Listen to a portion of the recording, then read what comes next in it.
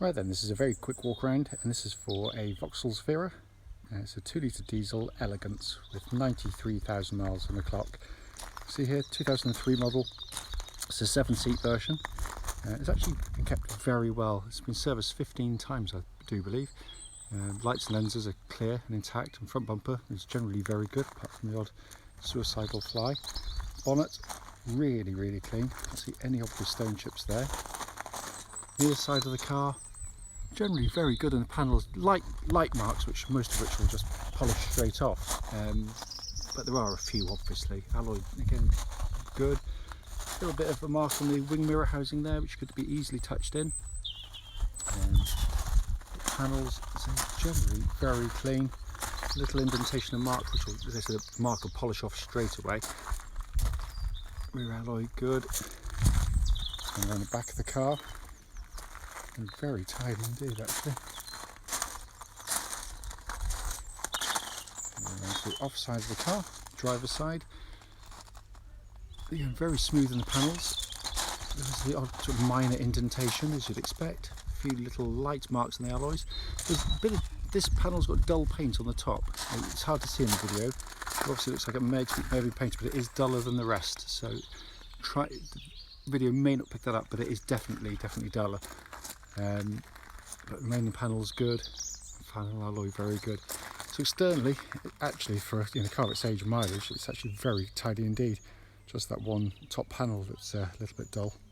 Coming to the back quickly, the car has not been cleaned, it's exactly as it came to us, but we want to show it as it is. Massive boots when the rear seats aren't raised up, and you've got the cover there still with the car.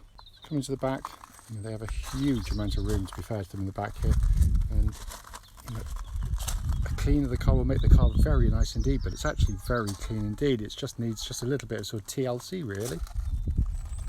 So coming to the front and the passenger side, again all generally nice. Seats, fabrics are good, and as I said, just a wet back would bring them up very nicely indeed.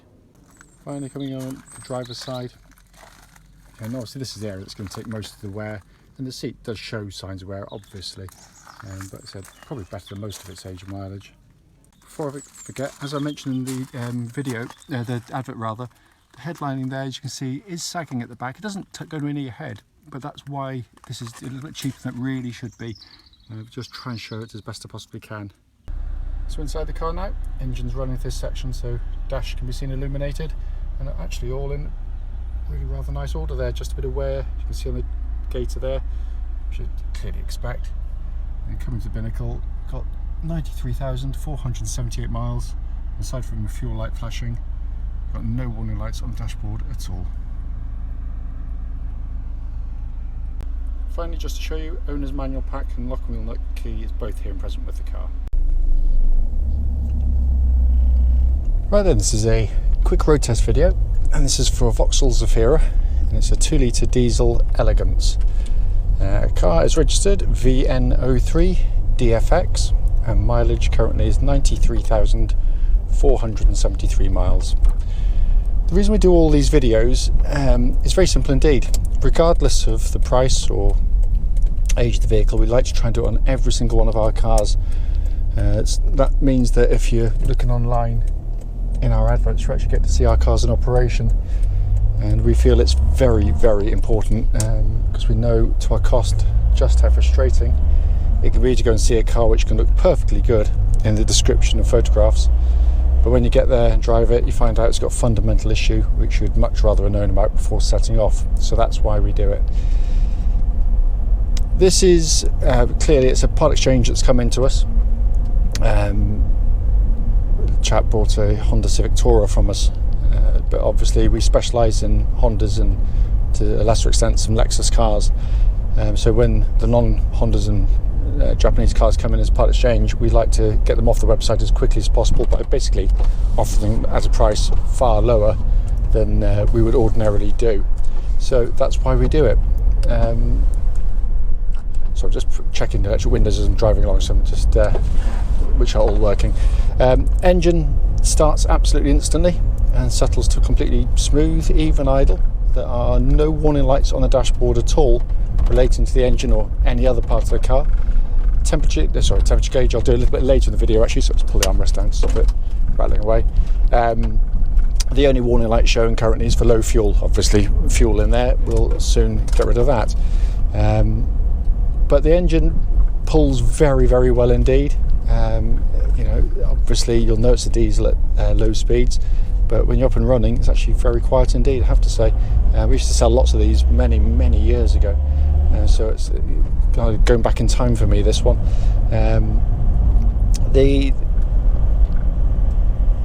I said it sounds sweet enough, it pulls hard enough. You know, it all seems to be working exactly as it should engine-wise.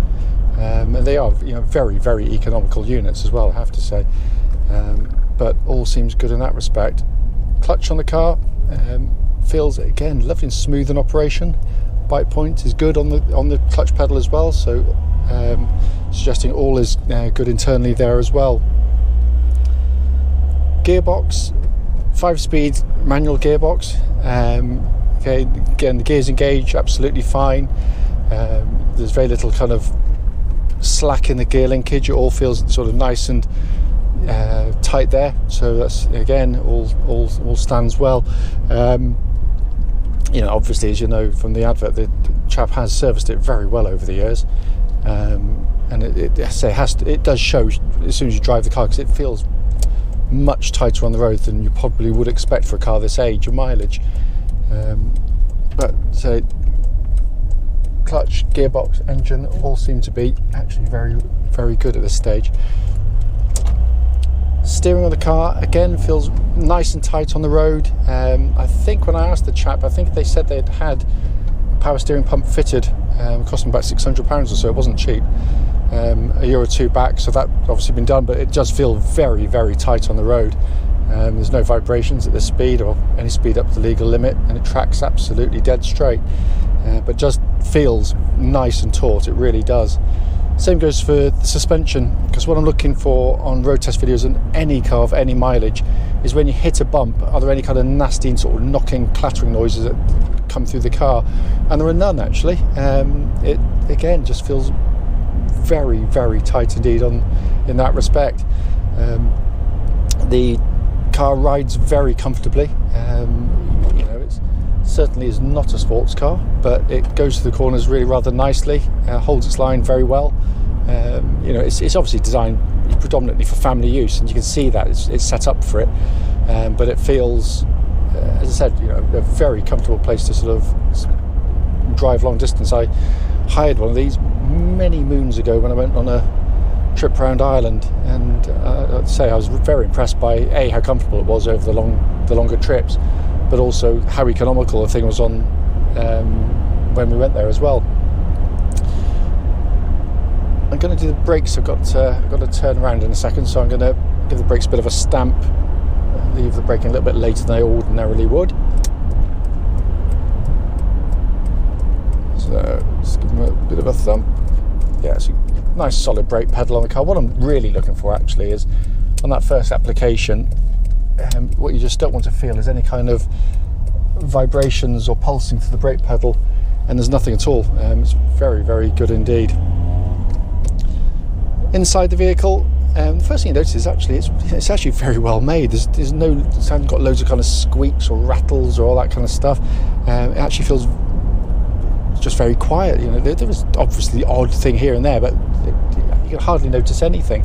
The only things I mentioned obviously in the photographs, and I'm not sure whether I'll get time to do a walk around video, so I might be doubling up in this respect, but the roof lining behind is sagging down a bit, which you know someone could attend to. It's nowhere near your head, but that's the only thing I can really find inside that detracts in any way, because apart from a good clean, and it is clean in here, so I'm not suggesting it isn't, it just, you know, if someone wanted to spend a bit of time, they can make it very, very clean in here indeed, because the dashboard's in nice condition. All the little recesses are generally nice, a little bit of wear on the gear lever there, on the actual gator itself. I'm highly doubtful the air conditioning's pumping out cold air, so please don't expect that to be working, but it's hard to tell because it's quite chilly outside, but it feels cold, and it might be cold actually, I'm not sure. Hard to say. I'll just assume not, but it feels cold, but I don't think that's operating as it should. But again, given the age and mileage and price, we wouldn't be expecting it to. Binnacle, the dash readouts in front there, all gauges working as they should. Temperature gauge now just above 80, which by all accounts is where they're meant to be on these cars. Nice, easy, legible dials as well. It really does. I mean, it surprised me actually, because I was expecting it to drive probably a little bit worse, with a little bit of wear and tear, and feel much older to drive than it actually does. It doesn't. It rides and drives very, very well indeed, I have to say. As always though, if you've got any questions about the car, don't hesitate, do give us a call.